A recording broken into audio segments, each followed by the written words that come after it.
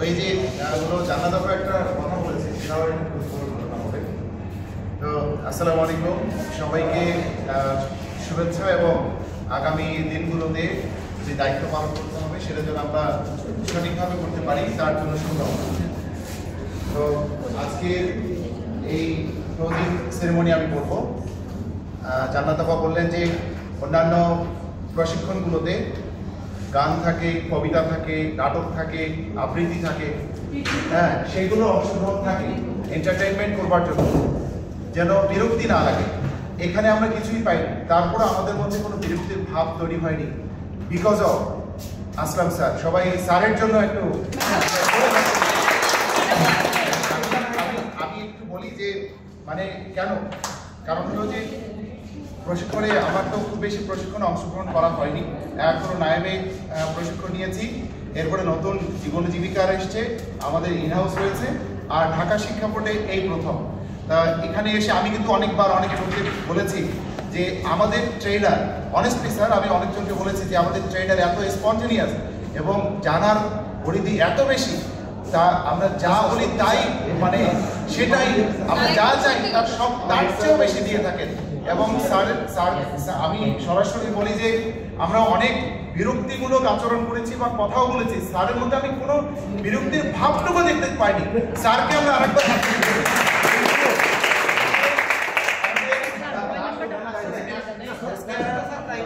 Begum madam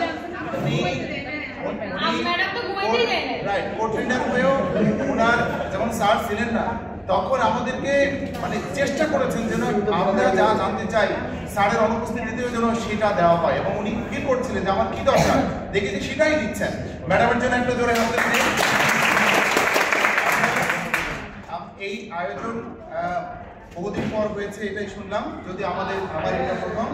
যে উদ্দেশ্য নিয়ে আমরা সবাই সারা বাংলাদেশ থেকে এখানে এসেছি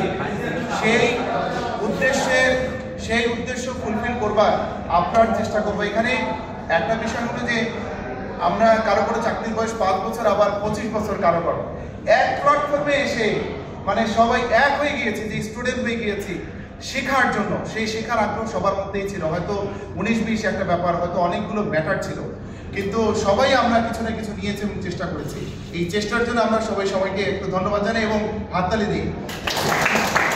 আমরা এখানে সৃজনশীল প্রশ্ন এবং বহুনির্বাচনী প্রশ্ন প্রণয়নের ব্যাপারে আপনাদের, আমার চাকরির বয়স রেসিডেন্সিয়ালে 10 বছর, আরও আছে। আমি আদমজি ক্যান্টনমেন্ট কলেজে ছিলাম, আরও একটা কলেজে ছিলাম স্যার, কিন্তু এর ভেতরে যে আরও অনেক বিষয় আছে, সত্যি স্যার আমি বোধহয় 10% জানতাম, যা এই 6 দিনে জানলাম তার 10% আমার জানা ছিল।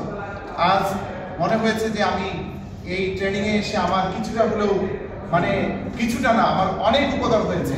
এখন এটার রিফ্লেকশন আমরা করবার চেষ্টা করব।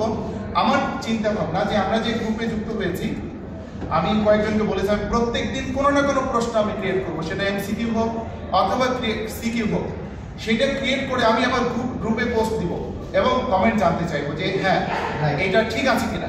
একইভাবে যেন প্রত্যন্ত অঞ্চল থেকে আমরা এসেছি, আমরা সবাই এই কাজটাই করি, যে এই প্রশ্নটা তৈরি করেছি গ্রুপে, হাউসে দিয়ে দিলাম, হাউস কমেন্ট করি। এখানে আমাদের মেন্টর স্যার আছেন, ট্রেনার স্যার, উনিও দেখবেন, যদি কোনো মনে হয় যে না স্যারের সময় থাকে যে একটু উত্তর দিই, হয়তো দিবেন। এরপরে হলো অনেক আসলে সমালোচনার কিছু নেই, একটা আয়োজন, একটা বিশাল বড় আয়োজন আমি বলবো, এবং ঢাকা শিক্ষা বোর্ড এই আয়োজন অনেকদিন পর করেছে, এরপরেও আমাদের খাবার দাবার আয়োজন করেছে।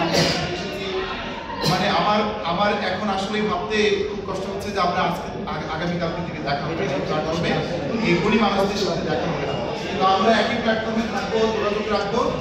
আর যে গান বাজনা হয়নি সেই গান বাজনার একটি অংশ আমি এখানে বলবো, যে কেন হয়তো আজকে থেকে যাওয়ার পরে 6 দিন প্রতিদিন দেখা হয়েছে, এরপর থেকে যাওয়ার পরে হয়তো চিঠির যুগ নেই, হয়তো ফোনে কোনো মেসেজও আসবে না, তখন হয়তো স্যারের হয়তো মনে হতে পারে যে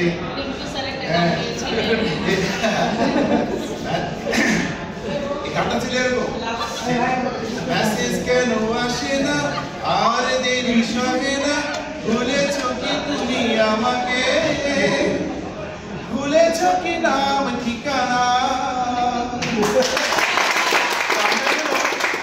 চিঠির যুগ না হলেও মেসেজ তো আমরা দিতে পারি এবং মাঝে মাঝে দিব প্রাসঙ্গিক মেসেজ।